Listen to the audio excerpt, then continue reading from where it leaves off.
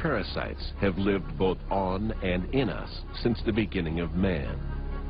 They have evolved to develop specialized techniques to invade our bodies and evade our defenses. While medical advances have bolstered our ability to detect and treat parasitic infections, the parasites continue their quest for shelter and sustenance within us.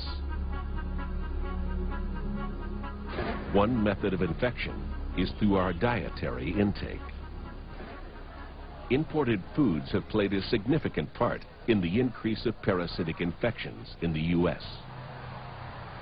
Today, after the agricultural revolution, and of course with rapid transit, the ability to ship products from one place to the other in less than 18 hours.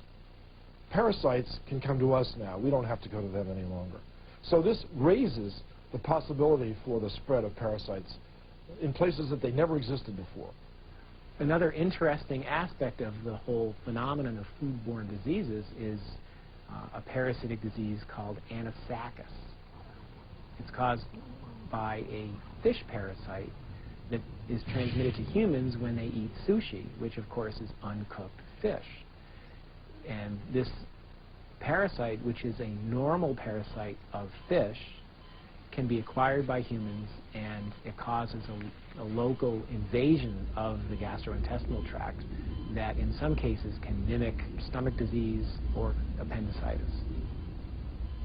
In this country, in the United States, we've had a burgeoning sushi industry. Lots of people eat sushi. In fact, I eat sushi. I eat it safely. Why? Because we now know how this parasite is transmitted. It requires the fish to sit around for a while in a non-fresh state. Now, you can define that any way you want, but in fact, if you catch a fish and place it on ice immediately, this parasite stays in the gut tract of those fish. If, on the other hand, you catch the fish and it sits on the deck of the boat for a while and warms up, the parasites will then crawl out of the gut tissue into the meat of the fish. Now, when you put it on ice and bring it in and make sushi out of that, you have the option, at least, of catching that worm. We've become aware of that. The fish that is served in the sushi parlors of America, at least, and I'm sure in Japan as well, is as fresh as the day it was caught. But not all foodborne parasitic infections have been conquered. Because of their insatiable appetite for suitable hosts, parasites will always search out new ways of infecting us.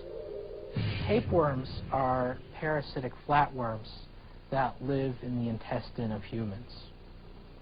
Most commonly, they're acquired through the ingestion of uncooked flesh that has the larval stages of the parasite. And there appears to be a tapeworm that corresponds to each type of major meat that's ingested. For instance, there's a beef tapeworm, Taenia saginata. There's a fish tapeworm known as Diphyllobothrium latum. There is a pork tapeworm named Taenia solium. Taenia solium, the pork tapeworm, has emerged as an important infection not only in many developing countries, but also in the United States as well. The parasite is particularly prevalent in Central America and in Mexico, and now the organism has been imported over the border to the point where it has become a major infection in U.S. cities that are near these countries. So we find high rates of T. solium infection in Los Angeles, in San Diego, in San Antonio, and Tucson, Arizona. The reason this is of importance to note is because the larval stages of the pork tapeworm have been linked to an illness in the brain. There is a syndrome associated with Taenia solium known as neurocysticercosis that has now become one of the leading causes of epilepsy among children living in these cities in the southwestern United States.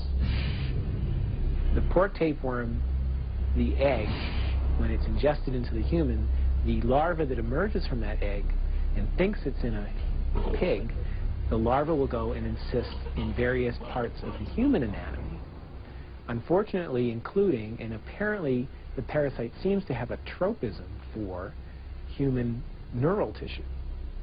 So you can get cysts in the brain, you can get cysts in the eyes, you can get cysts in the musculature as well. This disease is called cysticercosis. Imported and undercooked food is not the only way we can ingest a parasite. Fresh, clean water can never be taken for granted. And the water we drink in our homes can be tainted. One of the most common parasites in the United States, besides Cryptosporidium, is Giardia lamblia. Giardia lamblia is one of our more photogenic parasites. Parasitologists love to talk about Giardia because it looks like a little monkey face, or it has a personality, it has a smile, it has a little flagella. People like to talk about it. They don't like to catch it. So where do you catch Giardia? Well, you catch it from drinking contaminated water. By the breakdown of public health practices, which ensures the safety of our drinking water. It's a constant struggle to maintain a filtered water supply for communities that are dependent upon those filtered water supplies. In reservoirs, for instance, or in natural bodies of water, they have a real problem ensuring the fact that Giardia lamblia doesn't enter their drinking water supply. And any time the filtration system fails, you can get outbreaks of Giardia. It's well known that Giardia cysts can survive chlorination, especially if the chlorination is not being done to adequate levels. So there have been large waterborne outbreaks of giardiasis in the United States associated with either malfunctioning or poorly designed municipal water supplies. The diarrheal disease caused by Giardia is somewhat different than the usual diarrheal illness because of where the parasite lives in the human host and the fact that, especially in heavy infections, the parasite actually adheres to the walls of the small intestine. But generally speaking, it can be treated with antibiotics.